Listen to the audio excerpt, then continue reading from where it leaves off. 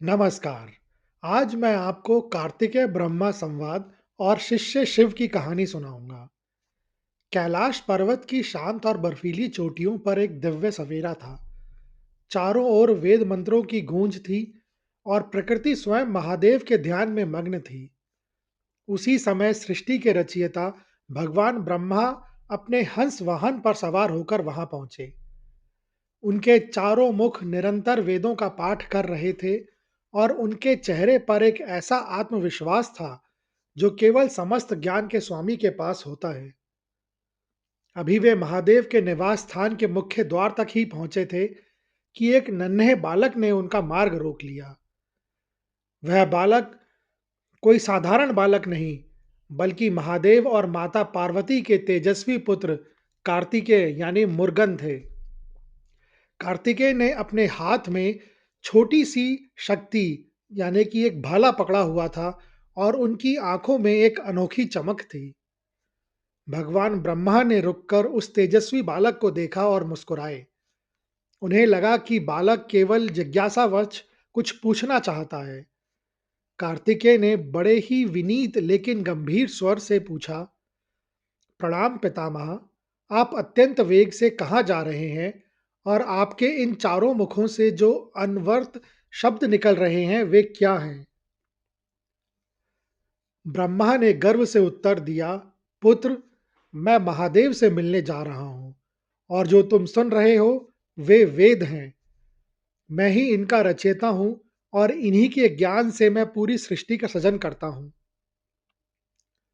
बालक कार्तिकेय मुस्कुराए और बोले, यह तो बहुत अच्छी बात है पितामह, लेकिन यदि आप वेदों के ज्ञाता हैं, तो आप वेदों के उस मूल आधार को तो निश्चित ही जानते होंगे, जिससे यह पूरी वर्णमाला और समस्त ब्रह्मांड उत्पन्न हुआ है। ब्रह्मा थोड़े अचंभित हुए।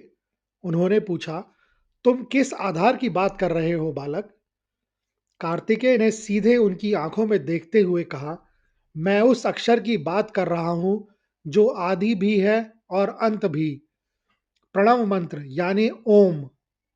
क्या आप मुझे उस ओम शब्द का पूर्ण अर्थ समझा सकते हैं? ब्रह्मा को लगा कि बालक को केवल ऊपरी ज्ञान चाहिए। उन्होंने बड़े विस्तार से व्याकरण की दृष्टि से ओम की व्याख्या करना शुरू की। उन्होंने अ, उ और म के उच्चारण और उनकी ध्वनि के बारे में बताया। लेकिन जैसे जैसे भगवान ब्रह्मा बोलते गए, कार्तिकेय के चेहरे पर असंतोष बढ़ता गया। जब ब्रह्मा अपनी बात पूरी कर चुके, तब कार्तिकेय ने अपनी भ्रुकुटी सिकोड़ते हुए कहा, पितामह, यह तो केवल बाहरी ज्ञान है। यह तो कोई भी बता सकता है। क्या आप मुझे इसका वह परम रहस्य बता सकते हैं जो सृष्टि के कण कण में व्याप्त है? यदि आप रचयिता हैं, तो आपका इसका अनुभव होगा ही। ब्रह्मा निरुत्तर हो गए। उस क्षण उन्हें आभास हुआ कि यह कोई साधारण बालक नहीं है, बल्कि स्वयं ज्ञान का अवतार है। लेकिन बालक कार्तिकेय इतने पर ही नहीं रुके। उन्होंने देखा कि ब्रह्मा के पास ज्ञान का भंडार तो है, लेकिन उसमें सूक्ष्म बोध की कमी है। ब्रह्मा ने अपने बचाव में तर्क देने का प्रयास किया, पुत्र, ओम अनंत है। इसका पूर्ण अर्थ समझना किसी के लिए भी संभव नहीं, असंभव नहीं है पितामह। कार्तिकेय ने बीच में ही टोकते हुए कहा, सत्य सरल होता है, लेकिन उसे जानने के लिए विनम्रता चाहिए। चूंकि आप इस परम सत्य को जाने बिना ही सृष्टि का भार संभाले हुए हैं, इसलिए आप इस पद के योग्य नहीं मालूम होते। कार्तिकेय ने अपने गणों यानी शिवजी के सहायकों की ओर देखा और गर्जना की, इन्हें बंदी बना लिया जाए। वहां उपस्थित सभी गण और देवता स्तब्ध रह गए। किसी ने सपने में भी नहीं सोचा था कि कोई बालक सृष्टि के रचयिता को बंदी बनाने का साहस करेगा। लेकिन कार्तिकेय के तेज के सामने कोई भी खड़ा नहीं हो सका। गणों ने भगवान ब्रह्मा को बंदी बना लिया। कार्तिकेय के आदेश पर ब्रह्मा को एक विशेष स्थान पर ले जाया गया। वह एक ऐसा स्थान था जहां उन्हें एकांत में बैठकर अपने भीतर झांकने और ओम के उस रहस्य पर ध्यान लगाने को विवश किया गया जिसे वे भूल चुके थे। जैसे ही भगवान ब्रह्मा बंदी बने, पूरे ब्रह्मांड का संतुलन बिगड़ने लगा। समय की गति थम सी गई, ऋतुओं का चक्र रुक गया और देवताओं में हाहाकार मच गया। इंद्र और अन्य देव घबराकर भगवान विष्णु के पास पहुंचे और फिर सब मिलकर महादेव की शरण में गए। नंदी ने दौड़कर भगवान शिव को सूचना दी, प्रभु, अनर्थ हो गया है। कुमार कार्तिकेय ने भगवान ब्रह्मा को बंदी बना लिया है और वे किसी की बात सुनने को तैयार नहीं है। भगवान शिव, जो अपनी समाधि में लीन थे, धीरे से मुस्कुराए। वे जानते थे कि उनका पुत्र संसार को एक बहुत बड़ी सीख देने वाला है। महादेव अपने आसन से उठे और कार्तिकेय की ओर चल पड़े। उनके पीछे पीछे डरे हुए देवताओं का हुजूम था, जिन्हें लग रहा था कि आज पिता और पुत्र के बीच कोई भीषण विवाद होगा। ब्रह्मा के बंदी बनाए जाने के बाद जब महादेव कार्तिकेय के पास पहुंचे, तो वातावरण में एक अजीब सा तनाव था। देवता डरे हुए थे कि कहीं भगवान शिव क्रोधित ना हो जाएं, लेकिन शिव के मुख पर एक रहस्यमयी मुस्कान थी।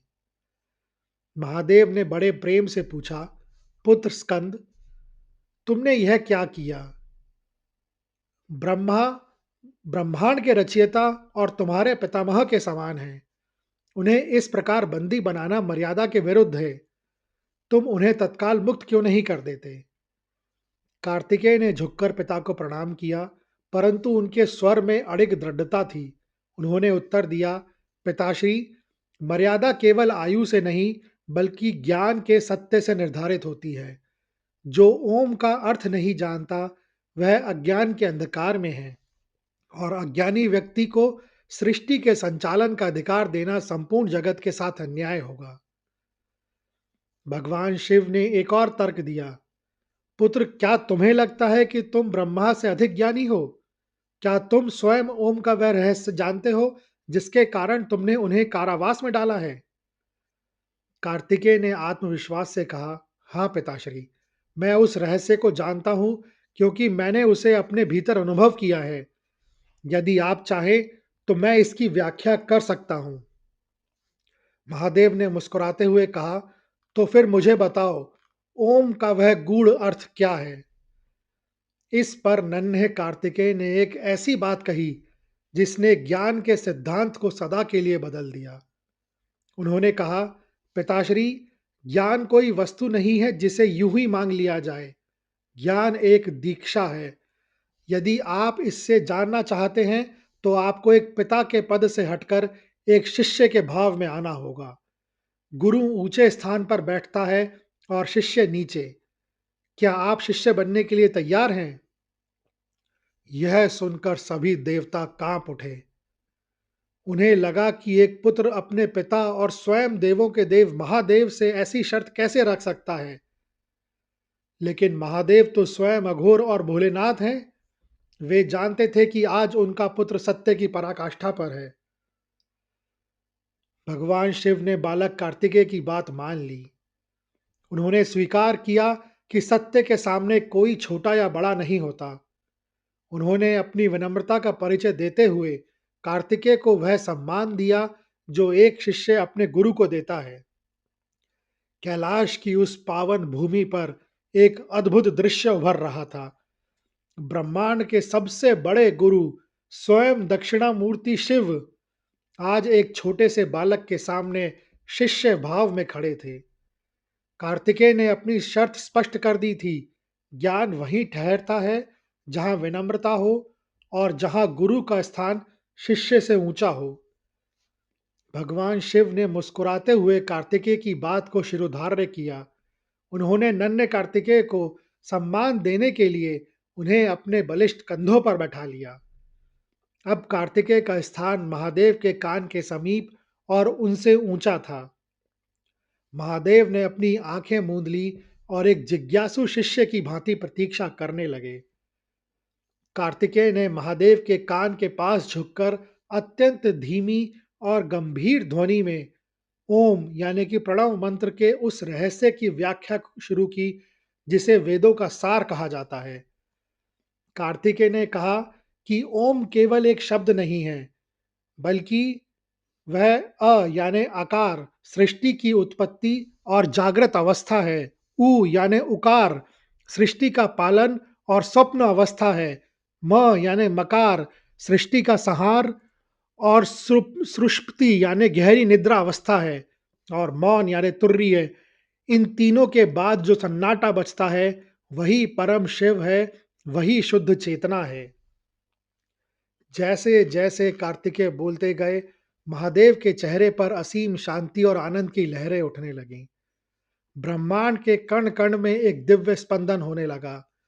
उपदेश पूर्ण होते ही महादेव ने कार्तिकेय को नीचे उतारा और उन्हें गले लगा लिया। महादेव ने हर्षित होकर घोषणा की, आज से तुम केवल मेरे पुत्र नहीं, बल्कि मेरे गुरु भी हो। चूंकि तुमने स्वामी यानी शिव को भी ज्ञान दिया है, इसलिए आज से तुम्हें स्वामी नाथ के नाम से पूजा जाएगा। इस घटना के बाद कार्तिकेय का एक और नाम तनुमलय भी पड़ा। इसके बाद कार्तिकेय का क्रोध शांत हुआ। महादेव के कहने पर उन्होंने ब्रह्मा को कारावास से मुक्त कर दिया। भगवान ब्रह्मा का अहंकार पूरी तरह चूर हो चुका था। उन्होंने बालक कार्तिकेय की वंदना की और स्वीकार किया कि ज्ञान आयु की सीमा में नहीं बंधा होता। यह कथा हमें सिखाती है कि सत्य के मार्ग पर अहंकार का कोई स्थान नहीं है। चाहे व्यक्ति कितना भी बड़ा क्यों ना हो, यदि वह मूल सत्य को भूल जाता है, तो उसे एक बालक से भी सीखने के लिए तैयार रहना चाहिए। यह कथा यह भी बताती है कि पद होने से ज्ञान पूर्ण नहीं हो जाता। ज्ञान के लिए अहंकार का त्याग अनिवार्य है। एक बालक भी गुरु हो सकता है, यदि उसके पास सत्य का अनुभव हो। तमिलनाडु के स्वामी मलाई मंदिर में आज भी इसी स्वरूप की पूजा होती है, जहां कार्तिकेय ऊंचे आसन पर है और महादेव नीचे शिष्य भाव में खड़े हैं। यह कहानी सुनने के लिए धन्यवाद। अगर आपको यह कहानी अच्छी लगी हो, तो कृपया इस वीडियो को ज़्यादा से ज़्यादा लोगों के साथ शेयर करें, लाइक करें व चैनल को सब्सक्राइब करें। कमेंट्स बॉक्स में लिखें, हर हर महादेव, जय हो स्वामीनाथ।